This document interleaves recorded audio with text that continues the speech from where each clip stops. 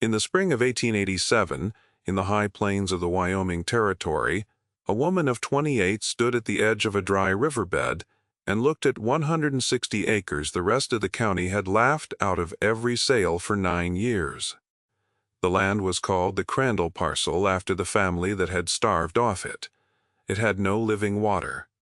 It had a creek bed of cracked clay that had not run since anyone in Ashford could remember, a stand of dead cottonwoods at the bend, and a tilted shack with half a roof.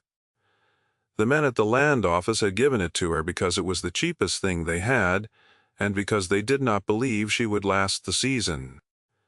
What none of them knew, and what she did not yet know herself, was that the dry bed below the dead trees held something 30 years of dust had kept hidden, and that the very skill she carried in her hands would be the thing to bring it up into the light. Her name was Della Hart, and she had arrived in Ashford with a satchel, a canvas roll of tools, and $11. She had no husband to speak for her and no kin within 400 miles. The clerk who recorded her claim had asked twice whether she understood there was no water on the place, and both times she had said that she understood. He had written her name in the ledger the way a man writes something he expects to cross out before the year is done. You may know already what it is to be measured by people who never once asked what you could do. If you do, stay with this one, because Della was about to teach an entire town the difference between worthless and unwanted. Those are not the same thing. They never were. She had not always been alone. Della had been raised in the lee of a man named Ezra Pratt, a well-borer and water finder who had worked the Nebraska sandhills and the Colorado flats for 30 years, and who had taken her in when she was 9 and her own people were gone. Ezra was not her father by blood, but he had taught her everything a daughter of his trade would have learned. He taught her to read the lay of a slope for where water wanted to gather. He taught her to walk a creek bed with a forked willow rod and feel the small living pole when the rod tipped toward a vein. He taught her the long, patient work of a hand auger, the way you turn and clear, reading the soil that comes up on the bit as if it were a page. Most of all, he taught her that the ground keeps its secrets honestly, and that a person willing to dig will always be told the truth. Ezra had died the winter before of a cough that took him in 3 weeks. He had left her his auger, his rods, his level, and a single sentence she carried like a coin in her pocket. "The land does not lie," he had told her the day before he could no longer speak. "Only people do." She had buried him outside Ogallala and come west with what he left her, because a water finder with no land of her own is only a hired hand, and she had wanted, for once, ground that answered to her. So when the Ashford Land Office offered her the one parcel no one would touch, the parcel that had killed the Crandalls and shamed 3 buyers after them, Della did not hear a curse. She heard a question that had not yet been answered properly. A creek bed does not cut itself into a plain for no reason. Water had run there once, hard enough to carve the clay and feed a stand of cottonwoods tall enough to still stand dead. Water that runs once has a habit of going somewhere, not vanishing. The men of Ashford had decided the land was dead. Della suspected the land was only sleeping, and that no one had yet asked it the right way. The morning she rode out to take possession, 3 men were leaning on the rail outside the feed store, and one of them, a heavy auctioneer named Coyle, who had failed to sell the parcel twice, called out to her across the street. He asked whether she meant to drink the dust or sell it. The other 2 laughed. Della reined up, looked at him without heat, and said only that she would let him know which. Then she rode on. Coyle would remember that exchange longer than he expected to. The shack on the Crandall parcel had a dirt floor and a stove with a cracked door, and a wind came through the north wall that she stopped the first night with sod and a folded tarp. She did not waste a day on grief over the state of it.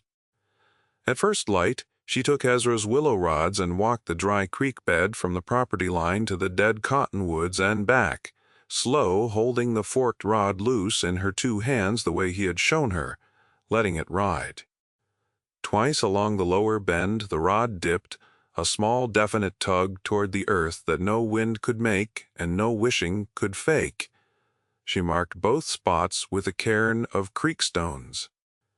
Then she stood a long while under the dead trees, and looked at how they had grown, all of them leaning their dead crowns the same way, toward the bend, the way trees lean toward the thing that once fed them. What she did not yet know was that the cottonwoods were not leaning toward buried water alone. They were leaning toward the reason the water had stopped and toward a wrong that a powerful man in Ashford had spent 3 decades hoping the dust would keep covered. The man was Harlan Voss, and in 1887 he owned the Ashford Bank, 2,000 head of cattle, and the goodwill of every official who mattered between the territory line and the county seat. He was a courteous man, soft-spoken, who wore clean cuffs, and signed his name in a small, precise hand. He had come to the country poor in the 50s and risen through patience and paper, and the foundation of everything he owned was a thing no living person in Ashford could any longer prove. Voss had no reason to think of Della Hart at all. She was a woman with a worthless claim and $11, and men like Voss do not waste thought on people the world has already set aside. That was the first mistake he made, though he would never know he made it. Della began the work the second day. She chose the lower of her 2 marked spots where the rod had pulled hardest, and she set Ezra's hand auger and began to bore. The clay near the surface was hard as fired brick, baked by 30 summers with no water to soften it, and the first day she went down only 4 feet, turning and clearing, the soil coming up gray and dead and smelling of nothing at all. Her palms blistered and broke, and she wrapped them in strips of an old shirt and went on, because Ezra had told her, the ground gives nothing to a person who quits at the first hard layer, and the hard layer is only the door. She studied each load the way he had taught her, rolling it between her fingers, smelling it, watching for the change. The second day she gained 5 feet more and the soil stayed gray. On the third day, at 11 feet, the soil that came up on the bit was darker, and it held the faintest damp, and it smelled unmistakably of the river it had once been, that mineral green smell of water that has lived a long time in the dark. She sat back on her heels in the cold morning and let herself feel the thing for 1 moment only. The land had answered. There was water under the dead bed, and it was close, and she had been right where a whole county had been wrong. Water was not the whole of what the bit had brought up, however. Mixed in the damp soil, at 11 feet, was a fragment of charred wood, hard and black, and a sliver of iron gone to rust. Neither belonged in a natural riverbed. Someone had built something here once, down where the water used to run, and someone had burned it. Della turned the charred fragment in her fingers a long time. Then she set it on the windowsill of the shack, where it sat through every day that followed, the first page of a story the ground was only beginning to tell her. She did not yet have the means to dig a proper well. A hand auger could find water and prove it. It could not line a shaft a person could draw from. For that she needed timber, a windlass, and more hands than 2. And for those she needed money, and she had $11 less the cost of flour. So Della did the thing her trade had always required, which was to trade the only thing she had, her skill, for the thing she lacked. She rode into Ashford and let it be known, quietly, at the feed store and the smithy, that she could find water, and that she would find it on shares. The town's answer was laughter, at first. A rancher named Tomlin, whose north pasture had gone dry 2 summers running, and who had paid a so-called dowser from Cheyenne $40 for a hole that came up empty, told her he would not pay a woman to wave a stick. Della told him she did not ask to be paid until the water ran, and that if it did not run, he owed her nothing. That was an offer no honest man could refuse without admitting he was afraid to be proven a fool. Tomlin took it, mostly to be rid of her. She walked his north pasture for half a day, and set her cairn near a low place he had never thought to dig, because it was nowhere near the old dry spring everyone had trusted.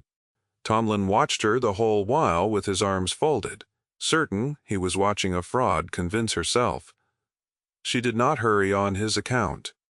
She walked the slope twice, reading the way the grass grew thicker in a shallow swale that ran down from a ridge of caprock, because grass tells the truth about water when men will not, and she let the willow rod ride loose in her hands until it tipped hard in the low place and held there as if a hand below the ground had taken hold of it. Then she bored, and at 19 feet she brought up wet sand, dark and heavy and smelling of the deep, and she let it run through her fingers in front of Tomlin without a word, because the sand said everything she might have. 3 days later, Tomlin's hired men had a well that filled faster than they could bale it. He paid her in lumber, in 2 weeks of a man's labor, and in something he had not meant to give, which was the first crack in the town's certainty about who Delahart was. He told it himself at the feed store that the Hart woman had found in an afternoon what a $40 man from Cheyenne could not find in a week, and a thing told against a man's own pride travels further than any boast. The well she found for Tomlin was the beginning of a season the people of Ashford would talk about for years. Word moves fast through a dry country when someone has learned to find water. Within a month, Della had found a vein for the widow Garrett, who had been hauling water 2 miles by barrel since her husband passed, and who stood over her new full bucket the morning it ran and pressed her apron to her mouth and could not say a word. So Della said it for her and told her she need never make that 2 miles again. She found another for the schoolhouse whose board had nearly closed it for want of a pump, and the children carried cups out to watch the first draw come up cold from the dark and passed it hand to hand like a sacrament. She took her pay in goods and labor, and never in promises, and she gave a portion of her finding free to those who had nothing to trade, the widow's well chief among them, which was a thing the town noticed and did not forget. The same men who had laughed at the feed store began to tip their hats when she passed one, left a sack of seed corn against her doorpost with no name on it. Coyle the auctioneer was not among the converted yet, but even he had stopped telling the joke about the dust, and a man who stops telling his best joke has begun, somewhere he will not admit, to doubt it. If you have ever watched someone be slowly, grudgingly forced to admit they were wrong about a person, you know it is one of the quieter satisfactions a life can offer. Hold on to that feeling, because the town's change of heart was only the smallest part of what Della was about to uncover. Then she went back to her own land and to the dead bed and to the charred wood on her windowsill, which had not stopped asking its question while she was away. With Tomlin's lumber and a hired man named Pike, for 2 weeks, Della sank her own well at last, down the 11 feet of clay and on through the wet, darker soil, lining the shaft with timber as she went, the way Ezra had taught her. At 23 feet the water came, cold and clear and steady, rising in the shaft until it stood at a level she could draw from with a bucket and a rope.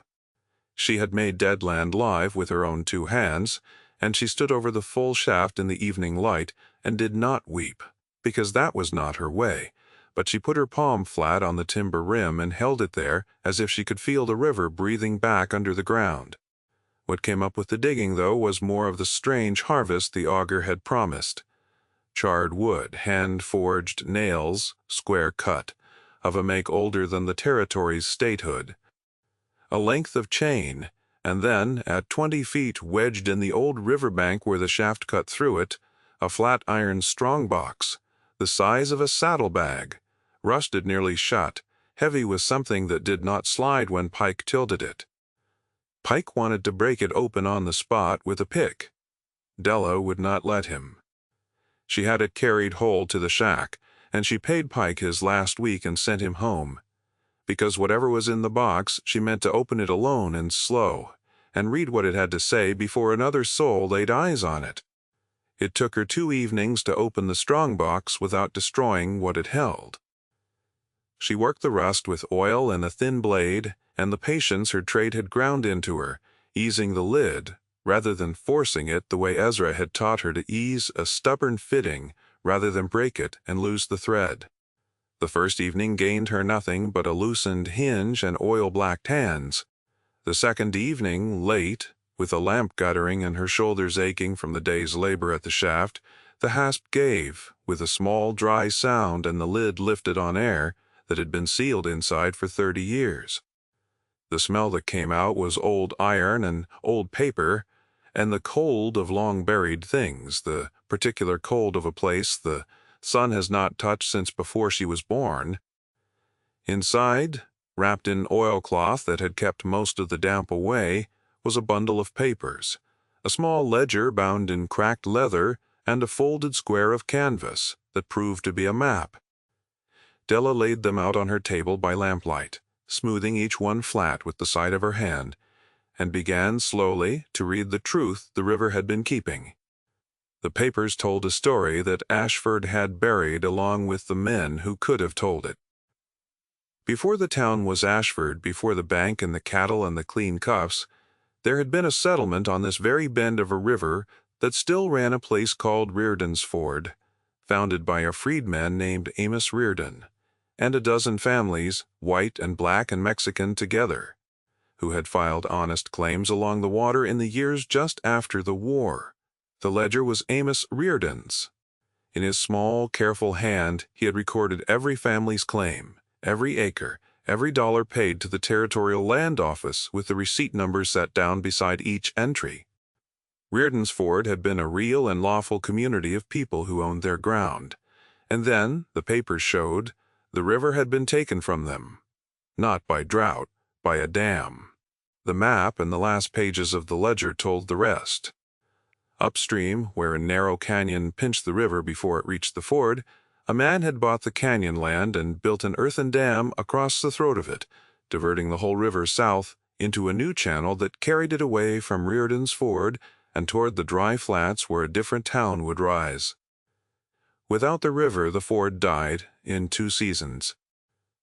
The families, their wells gone to dust and their claims now worthless on paper, sold for almost nothing or simply walked away, and the land office, for reasons the ledger's last bitter entry named plainly, recorded their lawful claims as abandoned and let them be bought up cheap by the man who had built the dam.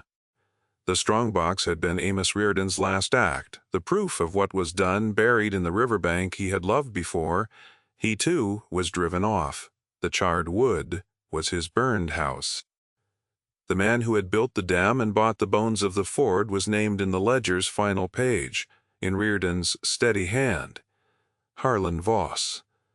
Della sat for a long while with the lamp burning low. She understood now why the creek bed was dry, why the cottonwoods had died leaning toward the bend, why 160 acres of good bottomland had been called worthless for a generation. The land was not dead. It had been murdered, quietly, with an earthen wall and a forged page, and the whole of Ashford's prosperity stood on the grave of Reardon's Ford. She understood, too, that she was now the only living person who held the proof, and that the man it would undo was the most powerful man in the county. She did not go to the sheriff. The sheriff banked with Voss. She did not go to the newspaper, whose paper and ink were bought on Voss's credit. Ezra had taught her that you do not argue with people about water, you show them the wet sand and let it speak.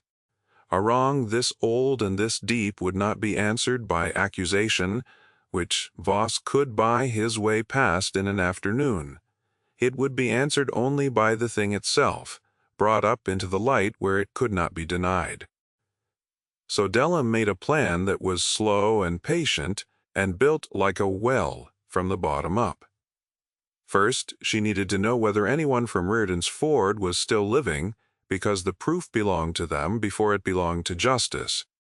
She spent 3 weeks and most of her well-finding earnings riding the county and the ones beside it, asking after the names in Reardon's ledger, careful and quiet.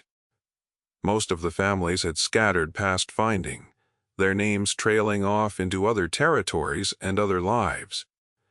In a town 2 days south, though, in a low house behind a Methodist chapel, she found an old woman named Sophronia Vance, near 80, sharp as a tack, who had been a girl of 12 at Reardon's Ford and remembered the day the river stopped.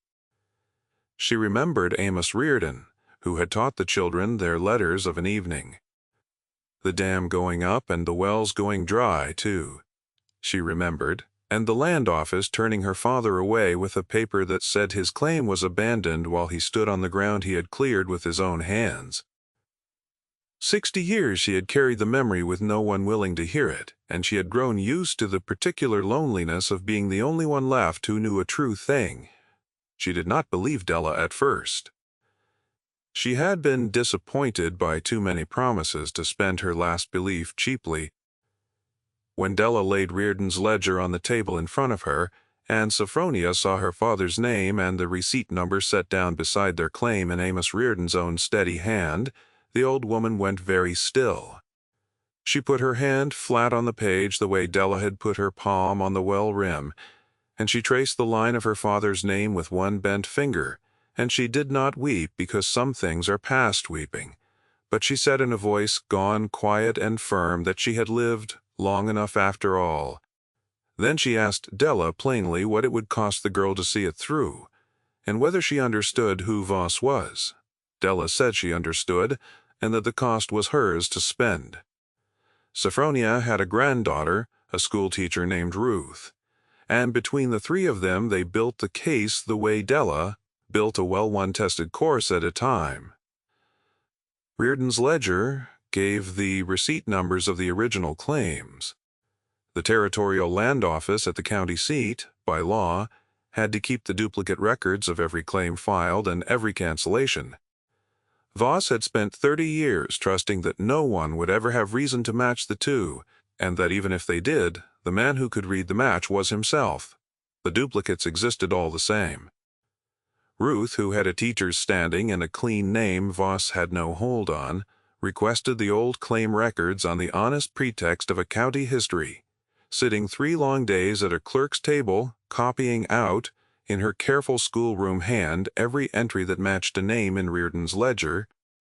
The receipt numbers agreed, the dates agreed, and the cancellations, every one of them, had been entered on the same 3 days in the autumn of 1857, in a single hand, weeks before any of the families had signed anything at all. The claims had been recorded as abandoned before the people abandoned them. On paper, the theft had a date, and the date was a confession. There was one course left to lay, and it was the hardest because it meant going back up the dry river to the canyon and proving the dam was real. 30 years of weather might have washed an earthen dam to nothing, and without it the ledger was only an old man's word against a banker's. So Della rode up the old riverbed, past her own land, up the long dry course that climbed and narrowed for the better part of a day, reading the old banks as she went, the way the cut clay told her she was following a true river's grave and not some lesser wash.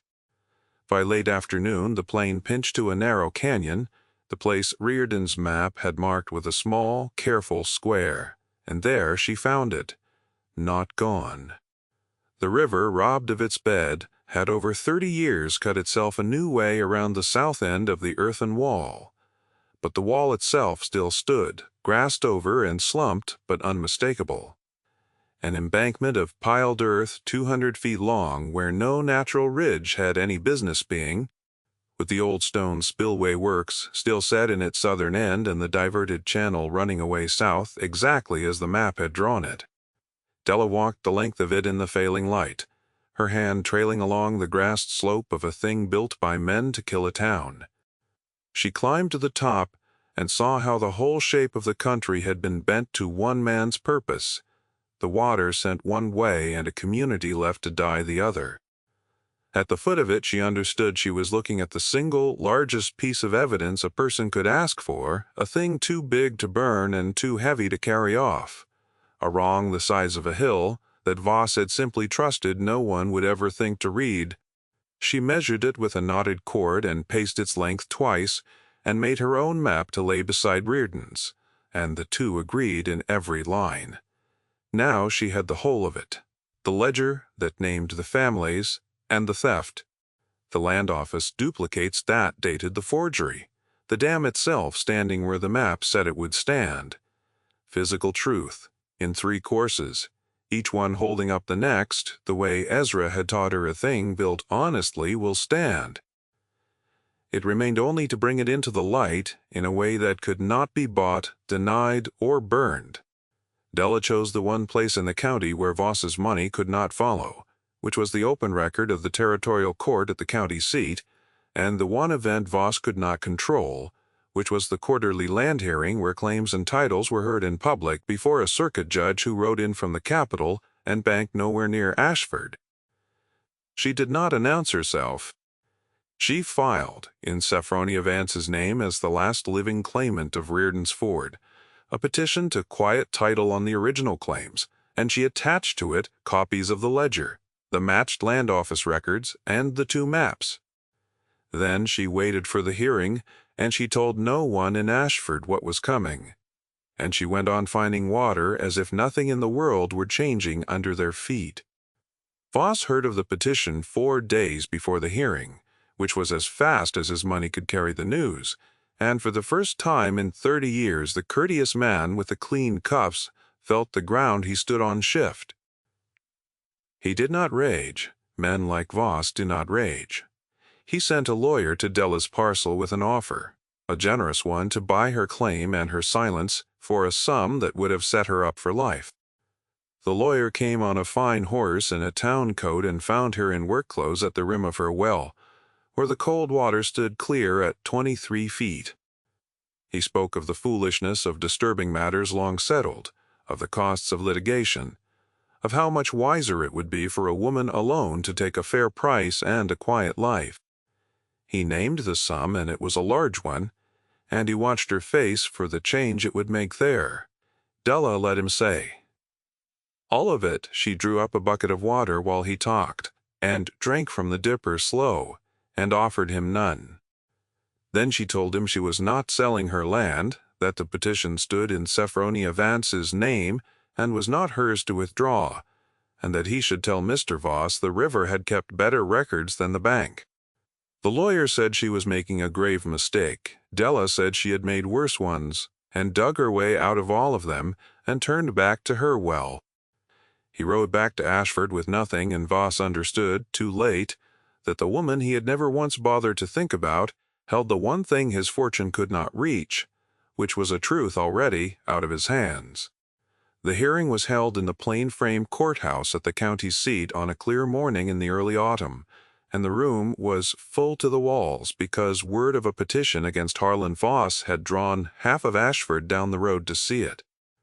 Sophronia Vance sat in the front in her best dark dress, her hands folded over a worn Bible with Ruth beside her. Della sat behind them, not as a claimant, but as the one who had brought it up, the willow rods and the auger left at home where they belonged, for this was a place where a different kind of digging was done.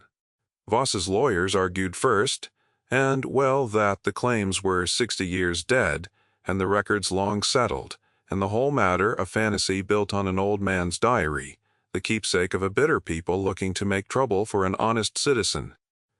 The judge, a spare gray man who had ridden 2 days from the capital and banked nowhere near Ashford, listened without expression.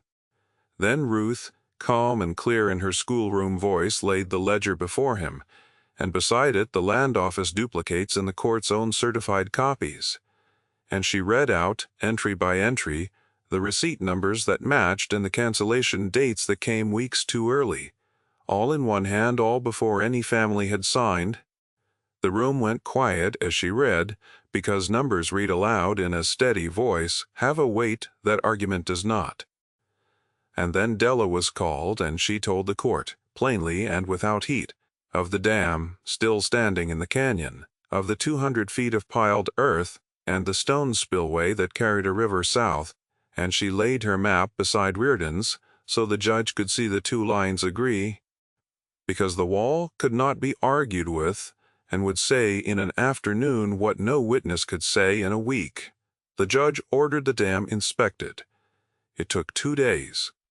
When the county surveyor came back and reported an earthen diversion dam, plainly man-made, of an age consistent with 1857, standing exactly where the petitioner's maps placed it, with stone spillway works engineered to carry the river south.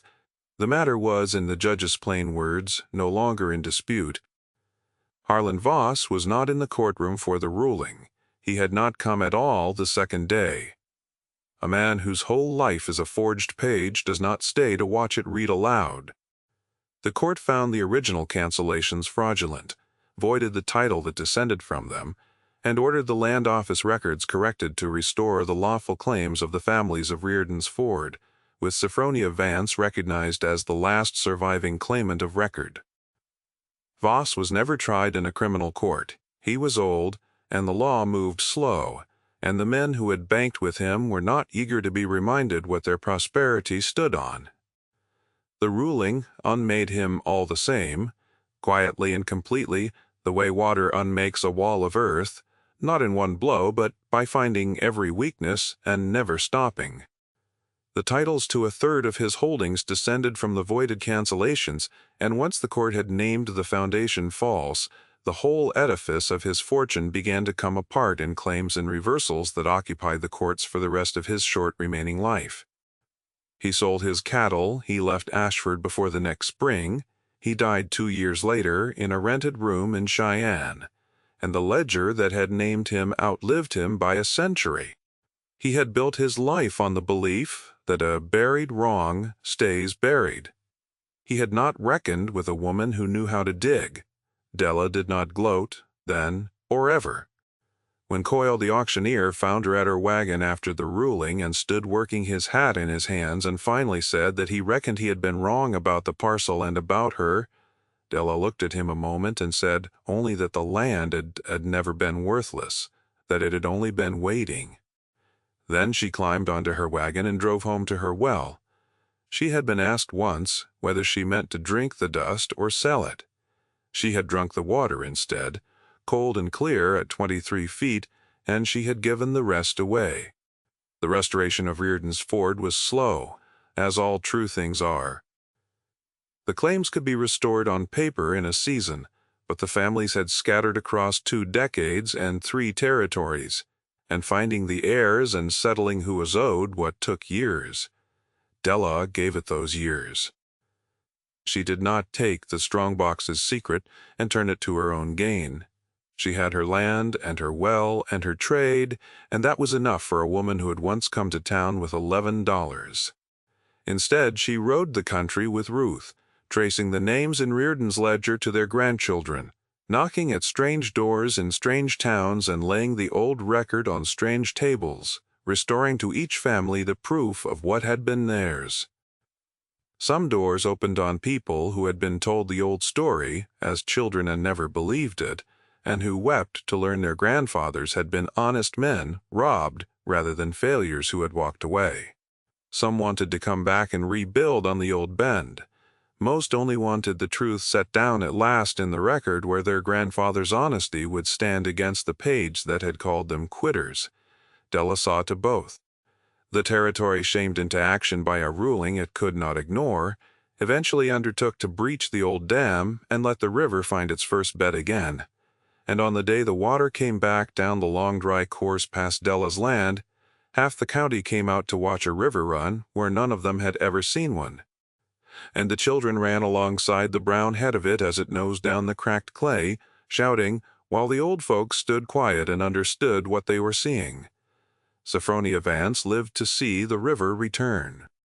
She was carried out to the bank in a chair near 81 now, and she watched the brown water come down the old channel and fill the bed her father had filed his claim beside, and she put her hand flat on the damp earth of the bank the way she had put it on the ledger. And she said that it had taken 60 years, but the ground had told a truce in the end. She died that winter at peace, the last of Reardon's Ford and the first to see it made right.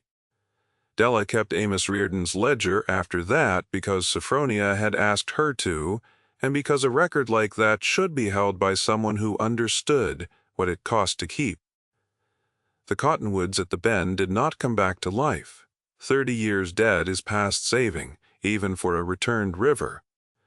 In the wet ground beneath them, though, where the water now ran again, new cottonwoods seeded themselves the first spring, and by the time Della was an old woman herself, they stood tall along the bend, leaning their living crowns toward the water the way the dead ones had leaned toward its memory. She built a proper house near her well and lived on that land the rest of her life, a water finder still. Sought out across 3 counties by people who had learned that the woman who had been given the parcel nobody wanted could hear water in the ground the way other people heard their own names called. She never married, and she was never lonely, because her days were full of the work she loved, and the country had at last decided to honor. Children came to her well to drink on hot days, and she let them, and she told the sharp ones among them, the ones who asked why the river ran where it did, the true story of the ford, so that it would not be lost again. On the windowsill of her house, beside Ezra Pratt's auger and his willow rods, she kept the fragment of charred wood the bit had brought up the 3rd day, the first page the ground had given her, black and hard and 30 years out of the dark. She kept it where the morning light would fall on it, and she never told a visitor what it was unless they asked, and when they asked, she told them plainly that it was the corner of a house a good man had built before a powerful one burned it, and that the land had kept it safe until someone came along willing to dig. Have you ever been handed the thing nobody else believed in and made it tell the truth? Tell me about it if you have. And if a story of a woman who turned what the world threw away into the proof that set it right is the kind of story you would sit with, again, there are others like it waiting for you here. The events and persons in this account are a dramatization, drawn in the spirit of the countless honest claims the frontier swallowed and the patient hands that now and then dug them back into the light.